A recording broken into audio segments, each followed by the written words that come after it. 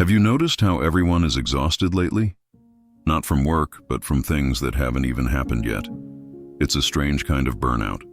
You wake up and you already feel the crushing weight of a conversation you think you're going to have, the guilt of a mistake you think you made, or a future you've already decided is going to be a disaster. Here is the cold, hard truth. You are losing hours, maybe weeks, of your life fighting ghosts. And while you're busy wrestling these monsters that only exist in your head, your real power, out here, in the concrete world, is leaking through your fingers. People can sense it. They feel your anxiety. They see you're reactive, defensive, and distracted, and they start to pull away. Why? Because no one wants to be around someone who's already at war with a reality that hasn't even manifested. You're suffering in advance, and it's making you weak.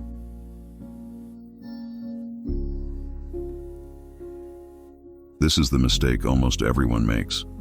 You think this suffering is preparation. You tell yourself, "No, I'm just being a realist. I'm protecting myself. If I imagine the worst, I won't be caught off guard." Let me tell you a truth that hurts.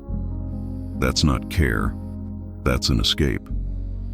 When you spend the night tossing and turning, imagining your boss firing you, or your partner betraying you, or your business failing, you aren't preparing.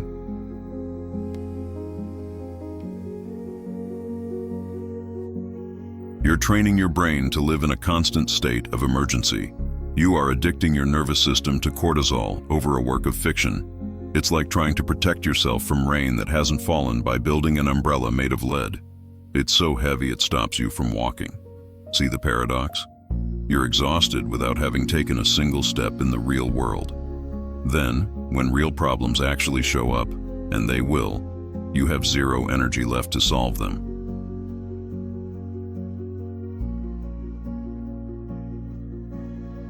You spent it all fighting the what-ifs.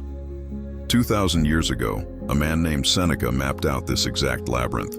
Now, don't think of him as a dry professor in a toga. Think of Seneca as one of the most powerful and wealthiest men in the Roman Empire. He was a master strategist dealing with conspiracies, unstable emperors, and life-or-death stakes. He knew what real pressure felt like.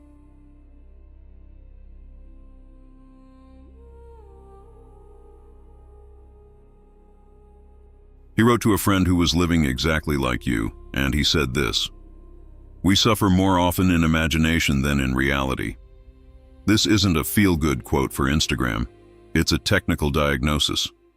Seneca knew the mind can't tell the difference between what you're living and what you're simulating. If you imagine a catastrophe in detail, your body feels the trauma now. His strategy was simple: stop wasting ammo on paper targets.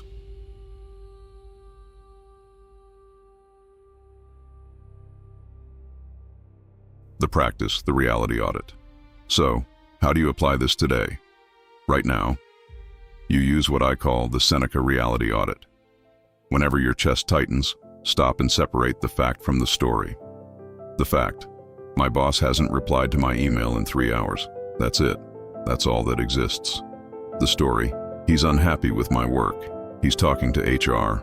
I'm getting fired tomorrow and I won't be able to pay the mortgage. See the gap? The story is noise that drains your soul. The fact is just data. The rule is, you are only allowed to act on the fact. If the email isn't answered, maybe you send a polite follow-up tomorrow. Period. Everything else, the fear, the imaginary firing, you discard as mental trash. This makes you a better leader, a better partner, and a more stable human. It prevents you from exploding at someone over something they haven't even thought. Treat your imagination like an employee who lies all the time.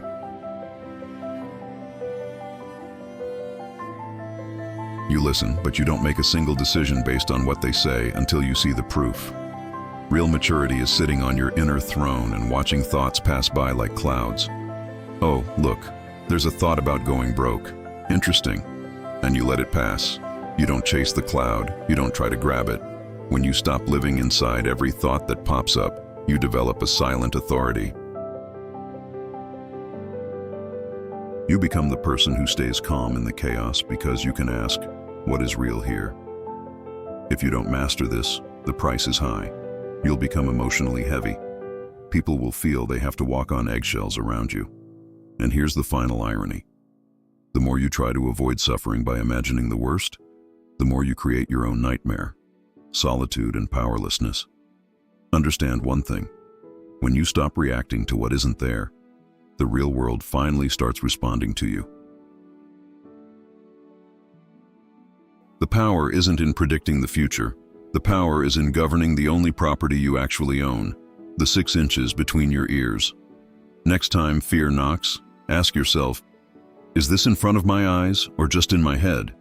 If it's in your head, it's not your problem. At least not today.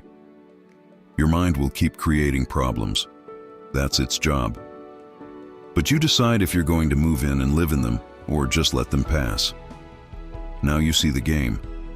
This is the inner path.